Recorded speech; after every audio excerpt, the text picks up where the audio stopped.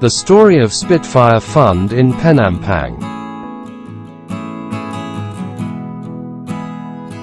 The Supermarine Spitfire is a British single-seat fighter aircraft used by the Royal Air Force and other Allied countries before, during, and after World War II, using several wing configurations and guns.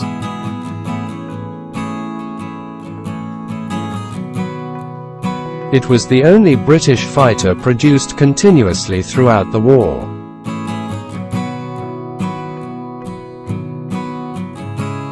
The Spitfire was designed as a short-range, high-performance interceptor aircraft by R.J. Mitchell, chief designer at Supermarine Aviation Works, which operated as a subsidiary of Vickers Armstrong from 1928.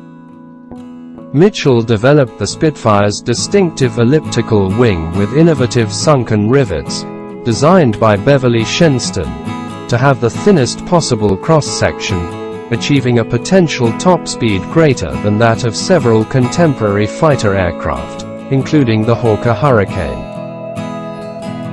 In 1939, the cost to build each Spitfire was £12,604. During World War II, the production of the Spitfire plane was essential to the success of the Allied forces. It was a symbol of hope for many people in Britain and beyond. However, it was expensive to produce and required a huge amount of resources. This is why fundraising campaigns were launched to help finance its production. The funds raised were used to purchase materials needed for production, such as metal sheets, bolts, and engines.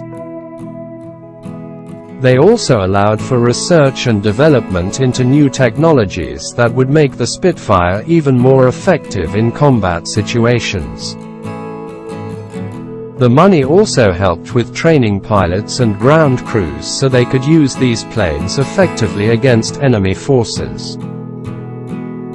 The success of these fundraising campaigns is an important part of history, and their legacy lives on today in our appreciation for those who risked their lives in defense of freedom during World War II.